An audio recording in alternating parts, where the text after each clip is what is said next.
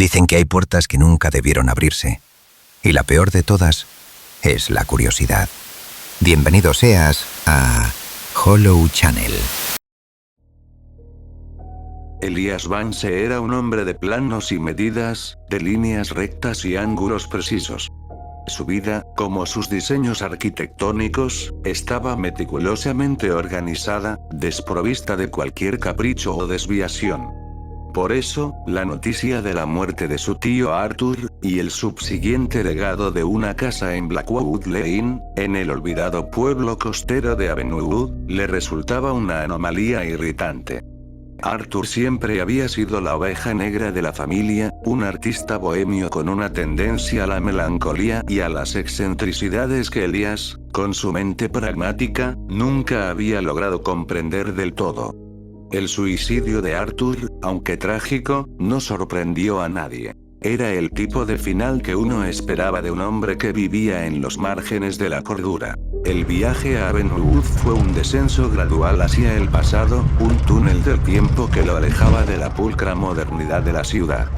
La carretera se estrechaba, los edificios de cristal daban paso a granjas decrépitas y, finalmente, a un bosque de pinos que se alzaba como una muralla oscura contra el cielo plomizo. El aire, al bajar la ventanilla, traía consigo el olor salobre del mar y un matiz de humedad y decadencia, como el de un libro viejo olvidado en un sótano. Elias frunció el ceño. No le gustaba la nostalgia, la consideraba una trampa emocional, un ancla que impedía el progreso. La casa de Arthur se alzaba al final de Blackwood Lane, una calle sinuosa y apenas asfaltada, flanqueada por robles nudosos cuyas ramas parecían garras retorcidas. Era una edificación victoriana, de madera oscura y tejado a dos aguas, con una torre octogonal que se proyectaba hacia el cielo como un dedo acusador. Las ventanas, cubiertas por persianas descoloridas, le daban un aspecto de ojos cerrados, de un sueño profundo y quizás perturbado. El jardín, antaño cuidado con esmero por la tía Eleanor, que había muerto años atrás, dejando a Arthur solo con sus fantasmas, era ahora una maraña de maleza y arbustos salvajes que amenazaban con engullir la estructura. Una sensación de abandono, casi de resignación, impregnaba el lugar.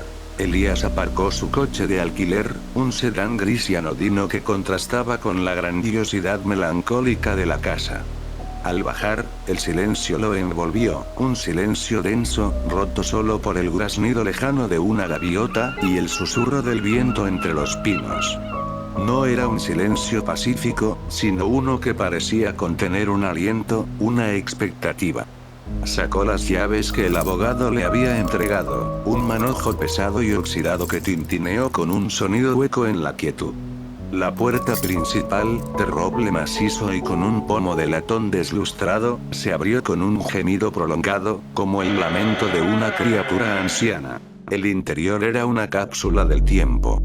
El polvo cubría cada superficie, una fina capa gris que atenuaba los colores y suavizaba los contornos. El aire era rancio, pesado, con el olor inconfundible de una casa cerrada durante demasiado tiempo, mezclado con un tenue aroma a pintura al óleo y a algo más, algo indefinible, como el eco de una tristeza profunda. Los muebles, pesados y de estilo antiguo, estaban cubiertos con sábanas blancas que los hacían parecer fantasmas inmóviles. Elias se movió por el vestíbulo, sus pasos resonando en el suelo de madera. Su mente, siempre en busca de la lógica, intentaba catalogar, organizar, encontrar un sentido en el caos de la herencia. Pero la casa se resistía a ser catalogada. Tenía una personalidad propia, una presencia que se negaba a ser ignorada. Subió la escalera principal, cuyos peldaños crujían bajo su peso, hasta el segundo piso. El dormitorio de Arthur estaba al final del pasillo, una habitación con una gran ventana que daba al mar, ahora oculta por cortinas pesadas. El desorden era palpable. Pinceles secos, tubos de pintura aplastados, lienzos en blanco apilados en un rincón. Sobre la mesita de noche, junto a una lámpara con una pantalla de seda rasgada, había un libro abierto y, debajo de él, algo que no encajaba con el resto del desorden. Era un sobre de papel grueso, sin remitente ni destinatario, simplemente apoyado allí, como si Arthur lo hubiera dejado a propósito para él. La caligrafía en el anverso, aunque temblorosa, era inconfundiblemente la de su tío. Para Elías. Léelo. Por favor. Elías sintió un escalofrío, a pesar de su escepticismo. No era miedo, no aún. Era la incomodidad de lo inesperado, de lo que no encajaba en su ordenado universo. Tomó el sobre. Era pesado, como si contuviera más que unas pocas hojas de papel. La curiosidad, una emoción que rara vez se permitía, lo impulsó a sentarse en el borde de la cama polvorienta. Con un suspiro, rompió el sello y extrajo el contenido. Varias páginas, escritas a mano con una letra cada vez más errática, se desplegaron en sus manos. Era una carta. No una carta. Era una confesión. Y, a juzgar por el título que encabezaba la primera página, era la crónica de un horror que Arthur había vivido, y que ahora, de alguna manera, le legaba a él. El título, escrito con una tinta más oscura, casi con desesperación, decía: El rostro en el ángulo muerto. Querido Elías, si estás leyendo esto, significa que he fallado. He fallado en mi intento de escapar, y he fallado en mi intento de advertirte a tiempo. No te culpo si piensas que estoy loco, o que lo estaba. Yo mismo lo pensé durante mucho tiempo. Pero lo que voy a contarte es la verdad, una verdad que mi mente, y la tuya, se negarán a aceptar hasta que sea demasiado tarde. Todo comenzó hace unos 3 años, poco después de que Eleanor se fuera. El silencio de la casa era ensordecedor, y mi mente, ya de por sí un laberinto de sombras, se volvió más susceptible. Al principio, eran cosas pequeñas, insignificantes. Olvidaba dónde había dejado las gafas, o el libro que estaba leyendo. Cosas de la edad, me decía. Pero luego, la sutileza se volvió más insidiosa. Recuerdo la primera vez con una claridad escalofriante. Estaba en mi estudio, pintando. Había dejado el pincel sobre la mesa, justo al lado de la paleta. Me giré para buscar un color específico, y cuando volví la vista, el pincel no estaba. No se había caído. La mesa estaba limpia. Lo busqué por todas partes, con esa frustración que produce la certeza de haber dejado algo en un lugar y encontrarlo ausente. Finalmente, lo encontré en el suelo, bajo mi silla. Ridículo, ¿verdad? Un simple pincel. Pero no recordaba haberlo tirado, ni haberlo movido con el pie. Fue el primer desajuste, la primera nota disonante en la sinfonía de mi vida cotidiana. Luego vinieron los objetos que se movían. Una taza de café que dejaba en la encimera de la cocina y aparecía en el fregadero. Un libro que caía de la estantería sin motivo aparente. Al principio, lo atribuía a mi propia distracción, a la vejez, a la casa que se asentaba. Incluso llegué a pensar que eran los duendes de Eleanor, sus pequeños espíritus juguetones que se manifestaban en su ausencia. Pero los juegos se volvieron más frecuentes, más deliberados. La verdadera pesadilla comenzó con las sombras. No las sombras que proyecta la luz, sino las sombras que se movían por sí solas. Estaba en el salón, leyendo, y de reojo veía un movimiento en el pasillo. Una figura oscura, fugaz, que se deslizaba por el rabillo del ojo. Me giraba, y no había nada. Solo el pasillo vacío, la alfombra persa y el viejo reloj de pie que marcaba el tiempo con un tic-tac monótono. Al principio, pensé que era fatiga visual, la mente jugando trucos. Pero la frecuencia aumentó.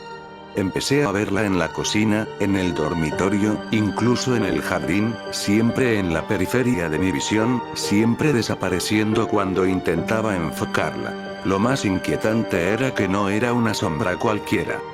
Tenía una forma, una silueta que, aunque borrosa, sugería una presencia. No era un animal, ni una rama movida por el viento. Era humanoide. y siempre, siempre, se movía en mi ángulo muerto. Esa parte de la visión que no es central, que el cerebro rellena con información contextual, con lo que espera ver. Y mi cerebro, Elías, empezó a rellenar ese espacio con algo que no debería estar ahí. Comencé a sentir una presencia. No una presencia fantasmal, etérea, sino una presencia física, tangible, aunque invisible.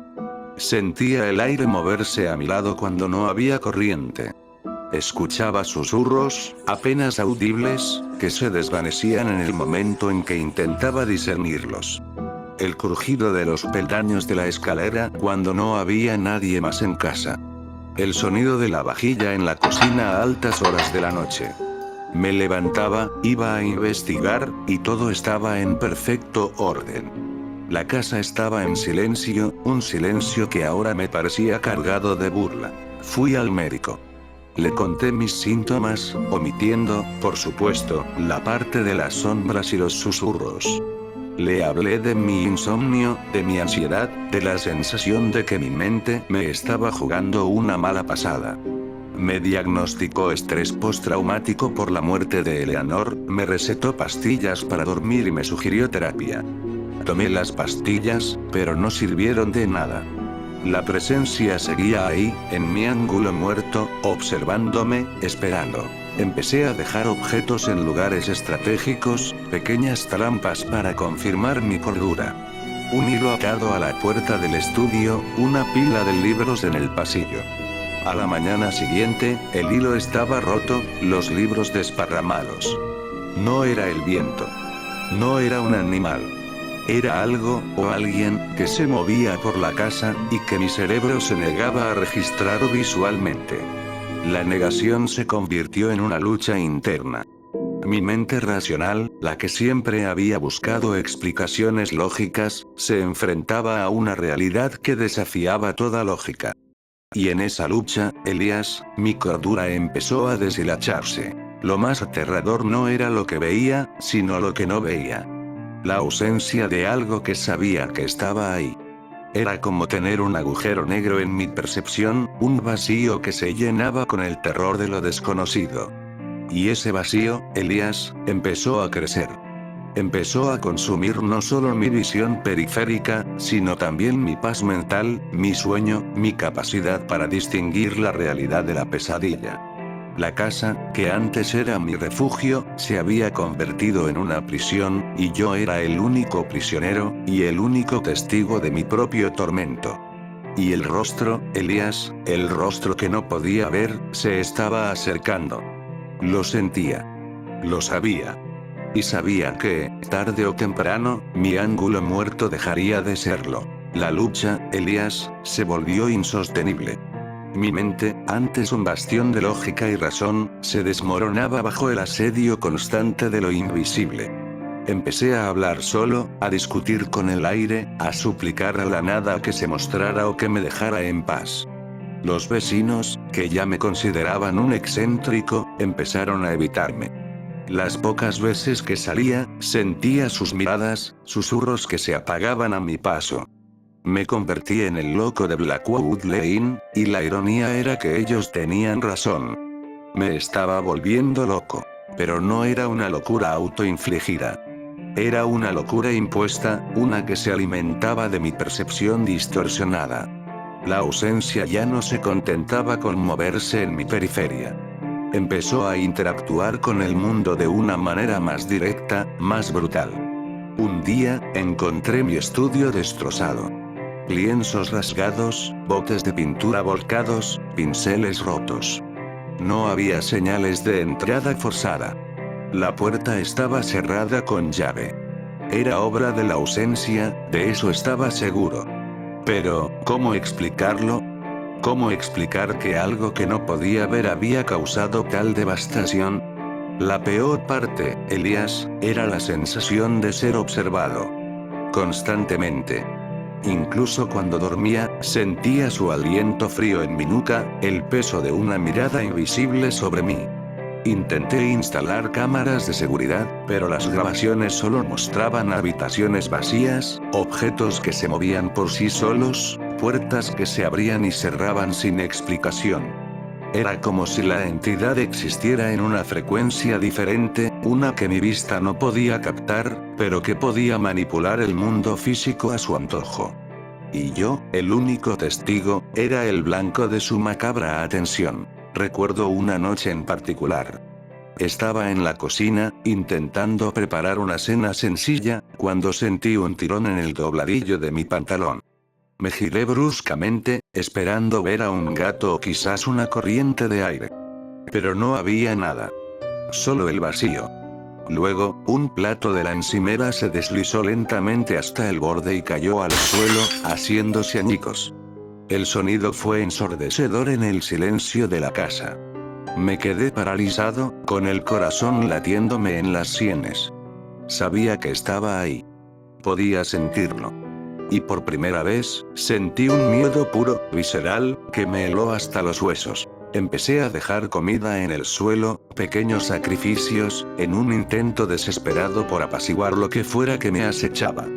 Al principio, la comida desaparecía. Luego, aparecía esparcida por el suelo, como si hubiera sido rechazada con desprecio. La entidad no quería comida. Quería algo más. Quería mi cordura. Quería mi vida. La investigación sobre el ángulo muerto me llevó a textos antiguos, a leyendas olvidadas, a la oscura historia de la percepción humana. Descubrí que, en algunas culturas, se creía en entidades que habitaban los espacios entre lo visible, seres que se alimentaban de la negación, de la incapacidad del ojo humano para ver más allá de lo que el cerebro permitía. Hablaban de traumas tan profundos que el cerebro, en un acto de autoprotección, borraba a la persona o el evento de la memoria consciente, creando un vacío, un ángulo muerto en la percepción. Y en ese vacío, algo podía crecer. Algo podía habitar. Y entonces, lo entendí. El trauma. El accidente. La culpa. Eleanor. No fue un accidente, Elías. No del todo. Yo estaba al volante. Discutíamos. Una fracción de segundo de distracción. El camión. El impacto. Yo salí ileso. Ella no. Mi cerebro, en su infinita misericordia o crueldad, borró su rostro del momento del impacto. Borró su agonía. Borró su muerte. Y en ese borrado, en ese ángulo muerto de mi memoria, ella se quedó. O algo que se parecía a ella. Algo que se alimentaba de mi culpa, de mi negación. La entidad no era un fantasma. Era una manifestación de mi propio trauma, un horror que había crecido en el espacio que mi mente había creado para protegerse. Y ahora, había cobrado vida. Había aprendido a manipular el mundo físico. Había aprendido a atormentarme. Y lo peor de todo, Elías, es que había aprendido a mostrarse. No a mis ojos, no directamente. Pero sí a mi mente. Empecé a verla en mis sueños, una figura borrosa, siempre en la periferia, pero cada vez más definida. Y en mis momentos de vigilia, sentía su presencia tan fuerte que era casi como si pudiera tocarla. La decisión de Eleanor de irse, de dejarme solo con mi culpa, fue el catalizador. Ella se fue, y en su lugar, en el vacío que dejó, creció esto. Esto que no tiene nombre, pero que tiene un rostro. Un rostro que mi cerebro se niega a ver, pero que mi alma siente. Y sé que está aquí, en esta casa, esperando. Esperando el momento en que mi cordura se rompa por completo, en que mi negación ceda, y pueda finalmente revelarse por completo. No puedo seguir, Elías. No puedo vivir con esto. La única forma de escapar la única forma de que esto termine es que yo ya no esté aquí. Pero te advierto, mi querido sobrino. Si mi teoría es correcta, si esto se alimenta de un trauma, de un ángulo muerto en la percepción, entonces esta casa es un imán. Y tú, Elías, con tu mente ordenada y tu escepticismo, eres el lienzo perfecto para que esto comience de nuevo. No te quedes. Vete. Quema esta casa. Quema todo rastro de mi existencia. O te convertirás en el próximo huésped de la ausencia. Y entonces, el rostro en el ángulo muerto, será el tuyo. Perdóname, Elías. Perdóname por lo que te dejo. Y por lo que no pude ver. Arthur. Elías terminó de leer. Sus manos temblaban, no por el frío de la casa, sino por una sensación gélida que le recorría la espina dorsal. La carta se deslizó de sus dedos, cayendo sobre el suelo de madera con un suave susurro. El escepticismo, su armadura más fuerte, se había agrietado, se había desmoronado en pedazos bajo el peso de las palabras de Arthur. La historia de su tío, tan descabellada, tan imposible, resonaba con una verdad inquietante en lo más profundo de su ser. Un nudo de angustia se formó en su estómago. La culpa de Arthur, el accidente de Eleanor, Elías lo recordaba ahora. Un recuerdo enterrado, una conversación familiar evitada, un trauma colectivo que la familia había decidido borrar. Y en ese borrado, en ese ángulo muerto de la memoria familiar, algo había echado raíces. Algo había crecido. Elías se levantó de la cama, la carta de Arthur aún en el suelo, un testamento de locura que ahora se sentía extrañamente profético. Su mente, antes tan anclada en la lógica, giraba en una espiral de incredulidad y un terror naciente. El aire de la habitación, que antes le había parecido rancio, ahora se sentía denso, pesado, como si una presencia invisible lo estuviera comprimiendo. Se pasó una mano por la cara, intentando disipar la neblina de las palabras de su tío, pero la sensación de que algo no estaba bien se aferraba a él como una segunda piel. Fue entonces cuando lo sintió. Un leve tirón en el dobladillo de su pantalón. Exactamente como Arthur había descrito. Elías se giró bruscamente, su corazón latiendo con fuerza contra sus costillas. No había nada. Solo el espacio vacío, el polvo danzando en los haces de luz que se colaban por las persianas. Su mente racional gritó: es el viento. Es tu imaginación. Pero una parte más primitiva de él, una que había sido despertada por la carta, sabía que no era así. Era el primer desajuste, la primera nota disonante en su propia sinfonía. Bajó las escaleras, cada crujido de la madera amplificado en el silencio opresivo de la casa. La cocina, antes un lugar de caos ordenado, ahora parecía un escenario preparado para una obra de terror. Abrió el grifo para beber un vaso de agua, y mientras el chorro llenaba el vaso, vio un movimiento en la periferia de su visión. Una sombra. Fugaz. Oscura. Se deslizó por el umbral de la puerta de la despensa y desapareció. Elías se quedó inmóvil, el vaso desbordándose y empapando la encimera. Se giró. Nada. Solo la puerta de la despensa, cerrada, inerte. La negación luchó con la creciente evidencia. ¿Estás cansado, Elías? Estás sugestionado por la carta de Arthur. Es solo tu mente jugándote una mala pasada. Pero la voz de su tío, escrita en el papel, resonaba en su cabeza. Lo más inquietante era que no era una sombra cualquiera.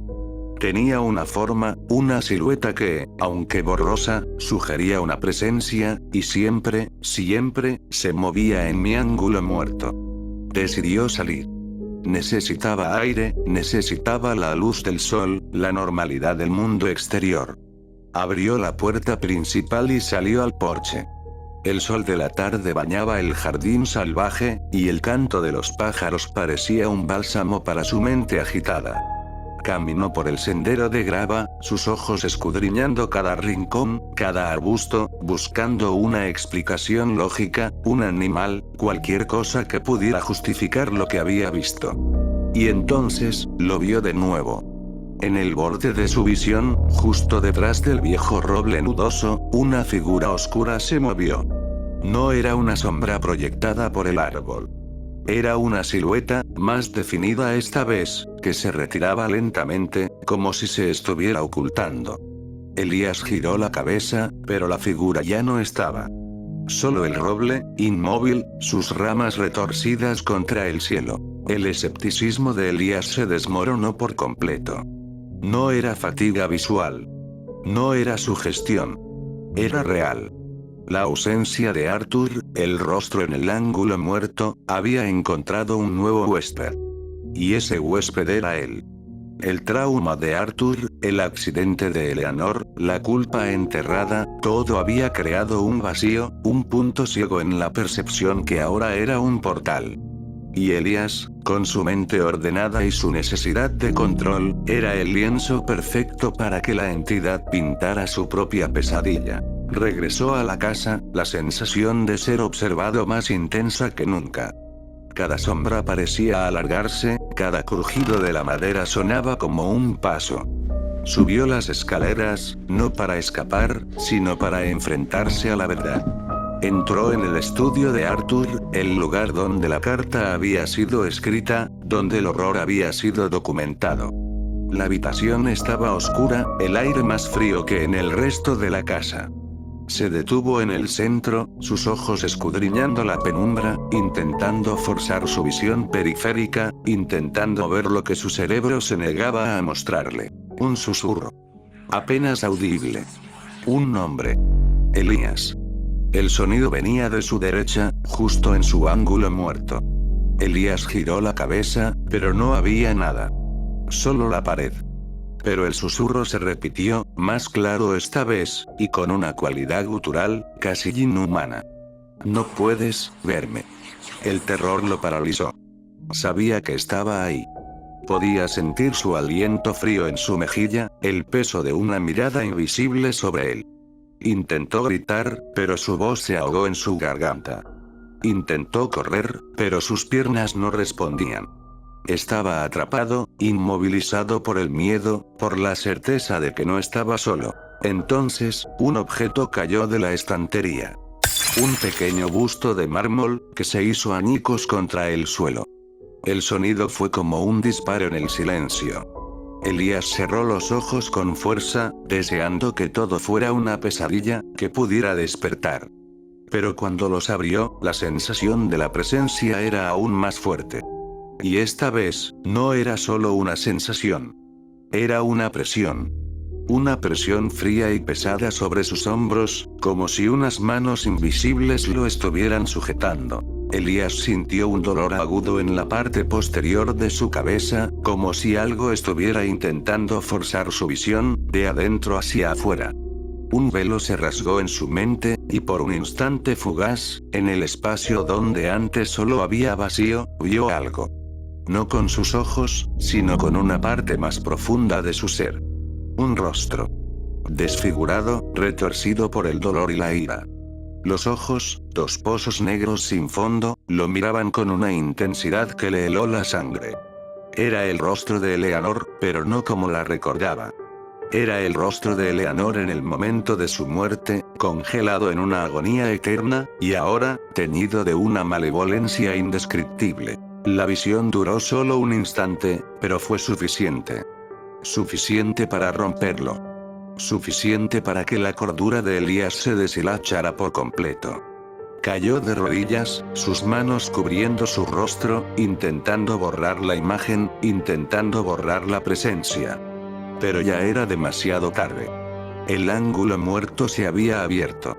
Y lo que había dentro, había salido. Los días se convirtieron en semanas. Elías dejó de salir de la casa. Los vecinos lo veían a veces, una figura demacrada y con los ojos hundidos, mirando fijamente por la ventana de la torre octogonal. La casa, antes un símbolo de su herencia, se había convertido en su prisión. Y él, el arquitecto de líneas rectas y ángulos precisos, se había convertido en el próximo Arthur. La entidad, el rostro en el ángulo muerto, ahora lo acompañaba constantemente. No solo en su visión periférica, sino en cada sombra, en cada susurro, en cada crujido de la madera. Se había convertido en su sombra, en su compañía eterna. Una mañana, el cartero encontró la puerta principal de la casa de Blackwood Lane abierta de par en par. La casa estaba en silencio, un silencio denso y opresivo. En el estudio, sobre la mesita de noche, junto a una lámpara con una pantalla de seda rasgada, había un libro abierto y, debajo de él, un sobre de papel grueso. Sin remitente ni destinatario. simplemente apoyado allí. La caligrafía en el anverso, aunque temblorosa, era inconfundiblemente la de Elías. Para el próximo. Léelo. Por favor. Mientras el cartero leía lo que dejaron Arthur y Elías, solo sintió el mismo escepticismo que sintió Elías al principio, pero cuando estuvo a punto de irse, la puerta se cerró de golpe. Aquello que se encontraban en el ángulo muerto había reclamado a Elías, no solo eso, asimiló su propia alma corrompiéndola, añadiéndola a sus raíces, obteniendo más presencia, se había convertido en un virus que infectaba a todo aquel que sabía de su existencia. Ahora, mi querido lector, ya sea que estés leyendo o escuchando esto, debo decirte que lamento mucho lo que hice, fui un puente más para que eso se siguiera propagando, lamento mucho lo que te hice, y si llegas a verme en tu ángulo muerto, debo decir que lamento lo que estoy por hacerte, lamento haberte contagiado y si de algo sirve, justo después de terminar de compartir esto tomaré mi propia vida.